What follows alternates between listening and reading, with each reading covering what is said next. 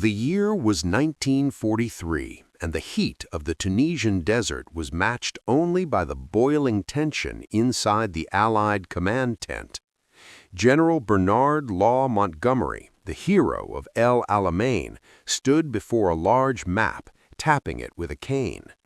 Sitting before him were the American generals, including Dwight D. Eisenhower. To the Americans, this didn't feel like a strategy meeting between allies. It felt like a lecture.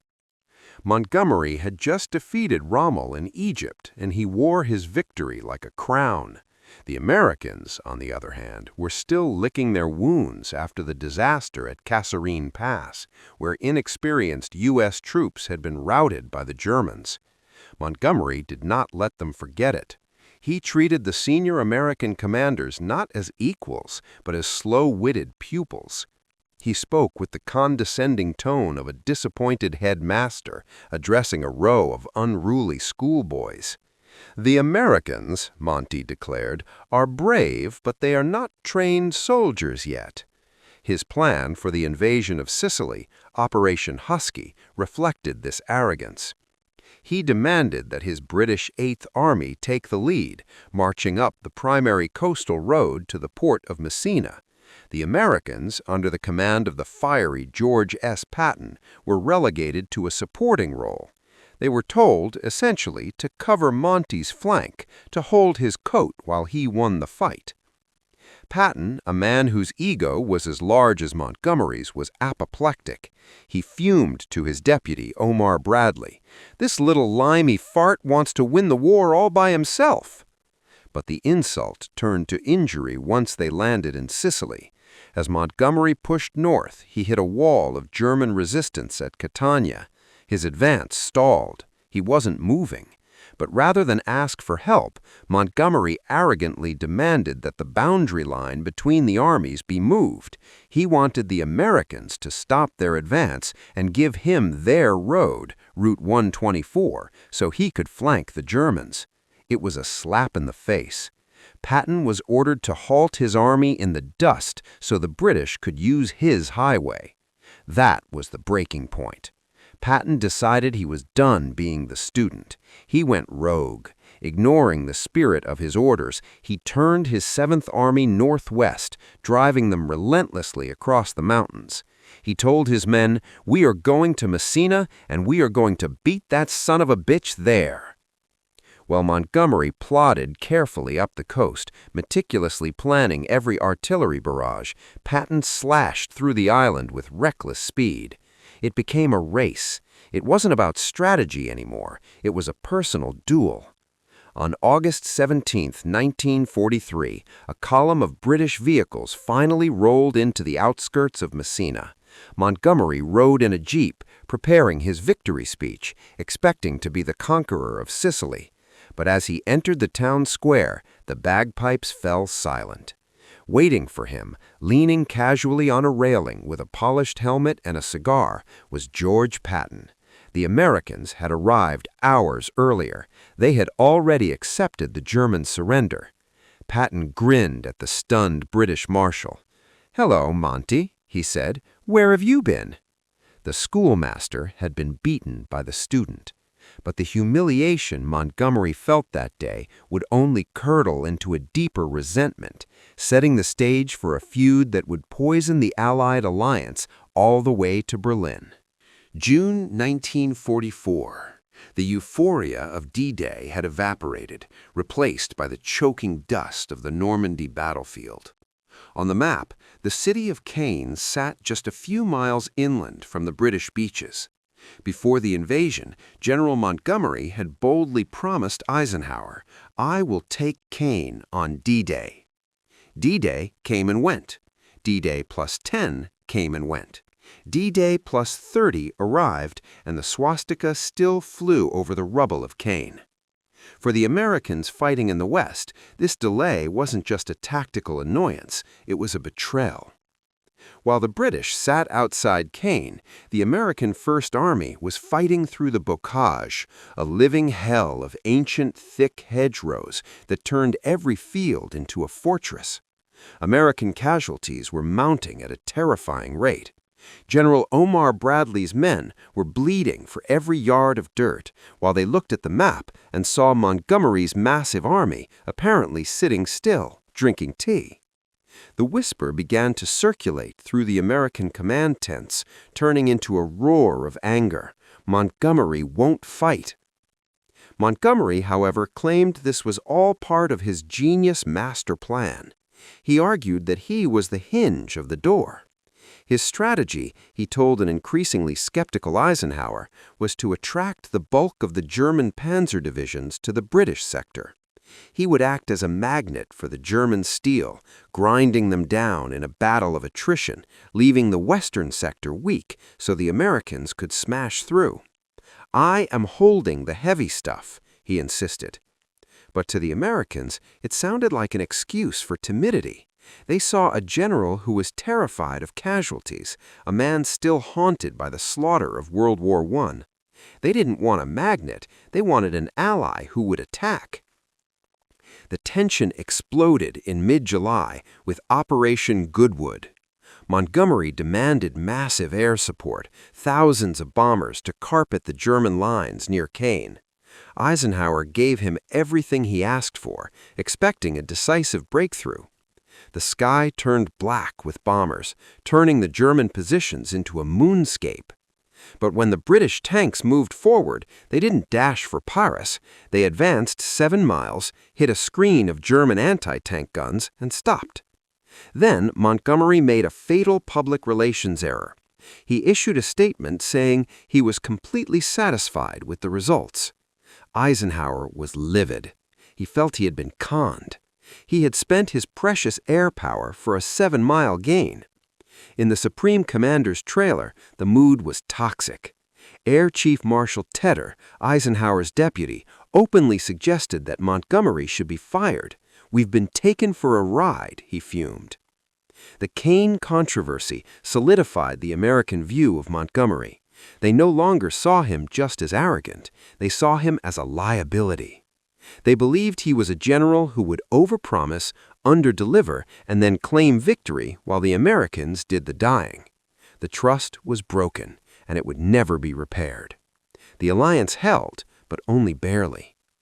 Eisenhower decided to let Monty keep his job, but he privately noted that the little man was becoming impossible to endure. Caen eventually fell, but the bitterness it created would last longer than the war itself. September 1944.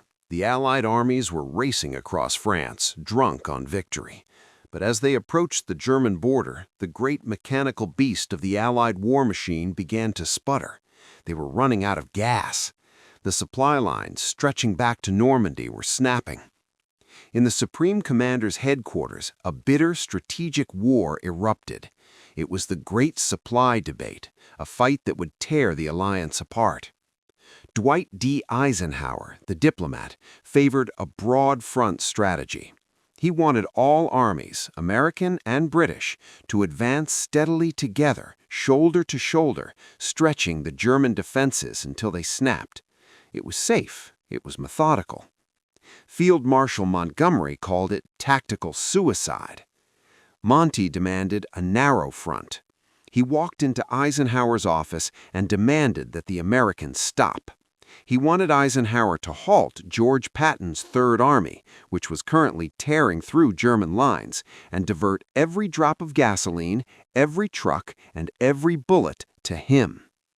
"Give me the resources," Monty argued with supreme confidence, "and I will drive a single powerful dagger thrust straight through Holland, across the Rhine, and into Berlin. I will end the war by Christmas." It was a seductive promise. Against his better judgment, and under immense pressure from London, Eisenhower gave in. He ordered Patton to halt. Patton was apoplectic. He screamed that he was being paralyzed so that little limey fart could play hero. Montgomery got his gas, he got his supplies, and he launched his masterstroke, Operation Market Garden. It was the largest airborne invasion in history. 35,000 paratroopers dropped from the sky to seize a carpet of bridges in the Netherlands, paving the way for Montgomery's tanks to rush into Germany. It was a plan of breathtaking ambition.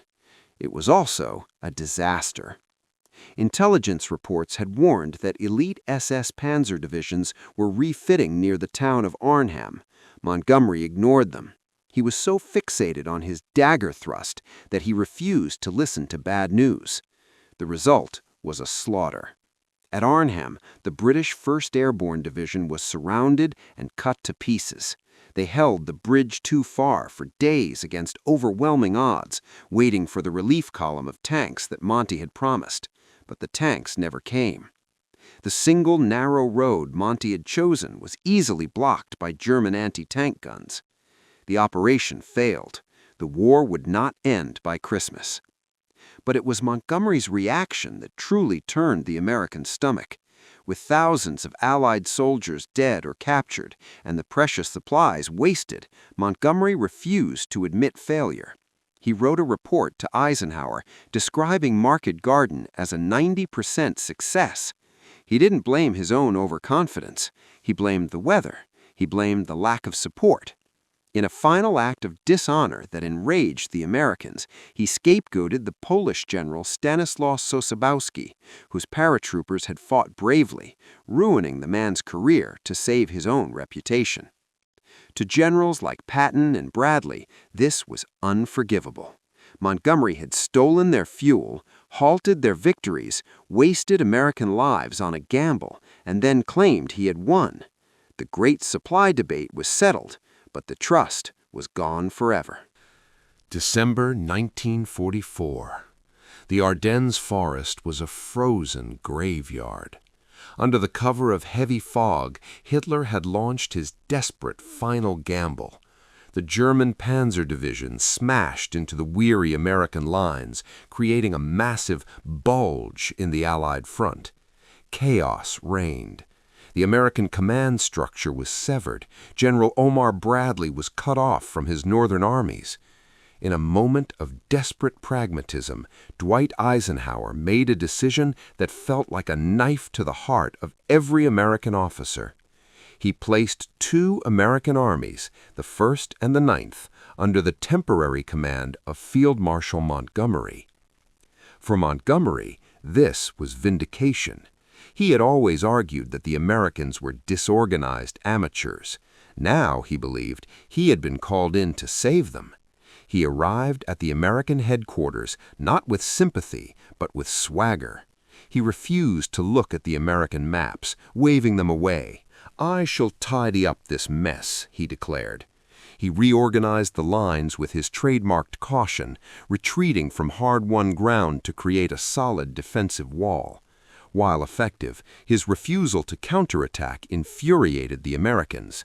To the south, General Patton was performing a miracle, turning his entire army 90 degrees in the snow and charging to relieve the besieged troops at Bastogne. Patton was fighting like a demon. Montgomery was tidying up. But the real explosion didn't happen on the battlefield. It happened in a press room. On January 7, 1945, with the German offensive halted, Montgomery called a press conference. It was intended to explain the victory.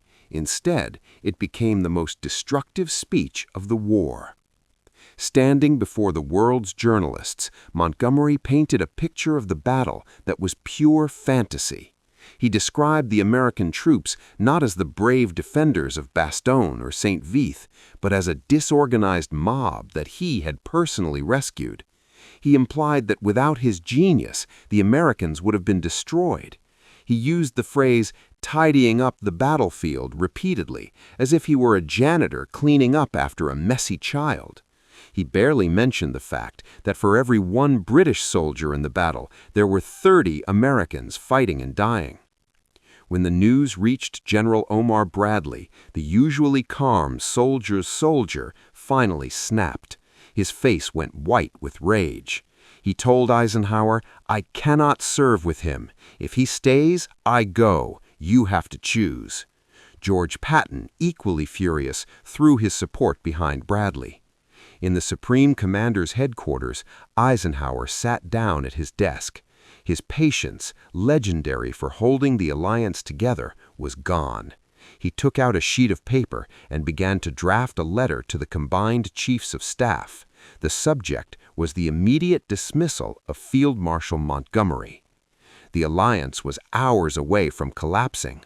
Only a desperate midnight flight of Montgomery's chief of staff, Freddie de Ginnigan, saved him. De Ginnigan saw the draft letter and, terrified, convinced Montgomery to send a humble apology.